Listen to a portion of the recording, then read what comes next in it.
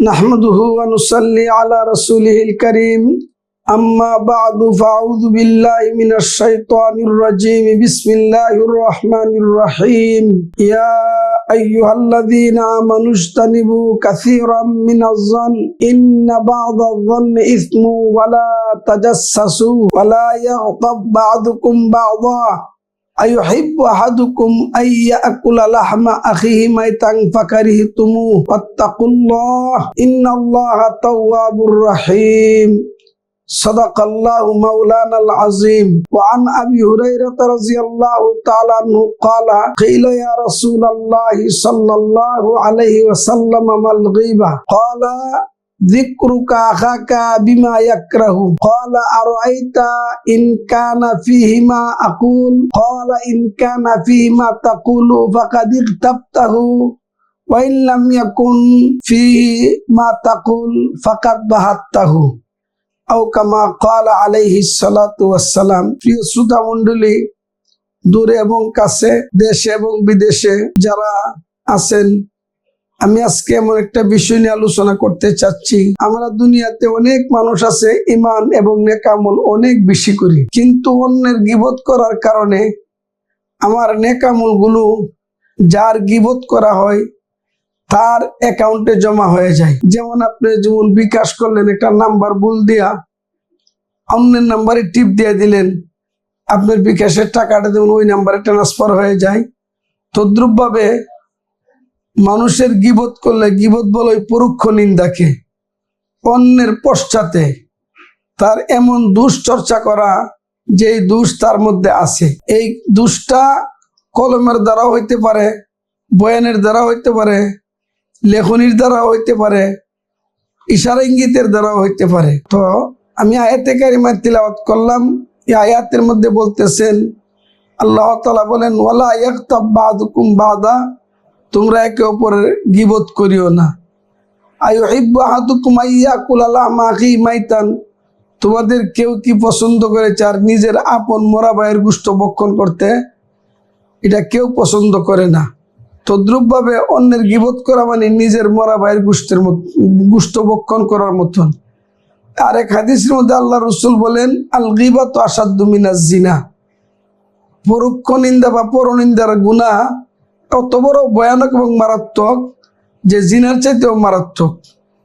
তো গীবত কাকে বলা হয় হাদিসের মধ্যে পরিষ্কার বলা হয়েছে।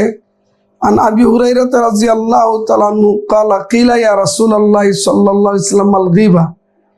আবু হুরায়রা রাদিয়াল্লাহু তাআলা থেকে বর্ণিত, তিনি বলেন যে রাসূল সাল্লাল্লাহু আলাইহি সাল্লামকে জিজ্ঞাসা করা হলো, ওগো আল্লাহর রাসূল, গীবতের পরিচয় কি? গীবত কাকে বলে? আল্লাহর রাসূল বলেন যিকরুকা আখাকা বিমা ইয়াকরাহু, তোমার অপর ভাইয়ের এমন একটা বিষয় নিয়ে আলোচনা করা যে আলোচনাটা সে শুনলে মনে কষ্ট পাবে, সে অপছন্দ করবে। তখন সাহাবায়ে কেরাম জিজ্ঞাসা করলেন ক্বালা ইন কানা ফীহি মা আকুল, তার মধ্যে যে দোষ আছে এই দোষ যদি আমি বলি, আল্লাহ রাসূল বলেন ইন কানা ফীহি মা তাকুল ফাকাদ ইগতাবতাহু, তুমি যে আলোচনাটা করছো বাস্তবে যদি তার মধ্যে এই দোষটা থাকে তাহলে এটা তো গীবত হলো। ওয়া ইন লাম ইয়াকুন ফীহি মা তাকুল, আর তুমি যে দোষের কথা বলতেছ এই দোষটা যদি তার মধ্যে বাস্তবিক না থাকে তাহলে বাহাত্তাহু, তুমি তার উপর অপবাদ দিলে, তাহলে তোমার ডাবল গুনাহ হবে, অপবাদের গুনাহ হবে আর গীবতের গুনাহ হবে। এই জন্য আমরা আমল যতটুকু করব আমলকে হেফাজতের চেষ্টা করব। গীবত এবং পরনিন্দার দ্বারা আমল বিনষ্ট হয়ে যায়।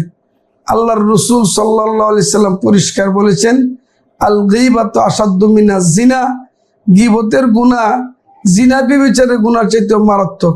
এই জন্য আমি সমস্ত মুমিন মুসলমান ভাই বোনকে অনুরোধ জানাবো আমরা জুবানকে কন্ট্রোল করব।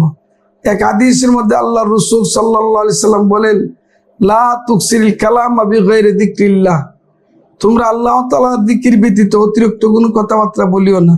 ফাইন্না কাসরাতাল কালামি বিগাইরি যিকরিল্লাহি কাসওয়াতুন লিল কলব, কারণ আল্লাহর কালাম, আল্লাহর জিকির ব্যতীত অতিরিক্ত কথাবার্তার দ্বারা দিল শক্ত হয়ে যায়। আল্লাহর রাসূল বলেন ওয়া ইন্না বা'দান নাসি মিনাল্লাহি আল কালবুল কাসি, আর আল্লাহ তাআলার রহমত থেকে কঠিন দিলওয়ালা মানুষ, শক্ত দিল সম্পন্ন মানুষ আল্লাহর রহমত থেকে দূরে সরে যায়। এক আয়াতের মধ্যে আল্লাহ তাআলা বলেন, মা ইয়ালফিজু মিন কাউলিন ইল্লা লাদাইহি রাকিবুন আতীদ। মানুষ যা কিছু বলে লিপিবদ্ধকারী ফেরেশতারা তা লেখে নেই। তো এই জন্য আমি জুবানকে কন্ট্রোল করব। এক হাদিসের মধ্যে আসছে, উকবা ইবনে আমির রাদিয়াল্লাহু তাআলা আনহু রাসূল সাল্লাল্লাহু আলাইহি সাল্লামকে প্রশ্ন করলেন, মান নাজাতু ইয়া রাসূলুল্লাহ, ওগো আল্লাহর রাসূল, মুক্তির পথ কি? কোন কাজ করলে দুনিয়াতেও নিরাপদে থাকতে পারবো, পরকালেও মুক্তি পাবো? আল্লাহ রাসূল বলেন, আমলিক আলাইকা লিসানাক, তুমি তোমার জুবানকে কন্ট্রোল করো। ওয়ালিয়াসাকা বাইতুক, তুমি নিজের ঘরের মধ্যে বেশি সময় দাও। হ্যাঁ, ওয়ালিয়াবকি আলা খাতিয়াতিক, এবং তোমার অতীতের গুনার জন্য ক্রন্দন করো। সুতরাং দুনিয়ার জীবন এক একটা শ্বাস পরিমাণ সময়, আখিরাতের লক্ষ লক্ষ কোটি কোটি বছরের ফয়সালা। এই জন্য আমরা গীবত এবং পরনিন্দার থেকে আমরা বেঁচে থাকার চেষ্টা করব। আল্লাহ তাআলা আমাদেরকে মানুষের গীবত করা থেকে, সমালোচনা করা থেকে, মানুষের দুশ্চর্চা করা থেকে আল্লাহ তাআলা আমাকে আপনাদেরকে সকলকে হেফাজতে রাখুক। আল্লাহ তাআলা সকল উম্মতে মুহাম্মদিয়াকে গীবতের গুনাহ থেকে বেঁচে থাকার তৌফিক দান করুন। ওয়া আখিরু দাওয়ানা আনিল হামদুলিল্লাহি রাব্বিল আলামিন। আসসালামু আলাইকুম ওয়া রাহমাতুল্লাহি ওয়া বারাকাতুহু।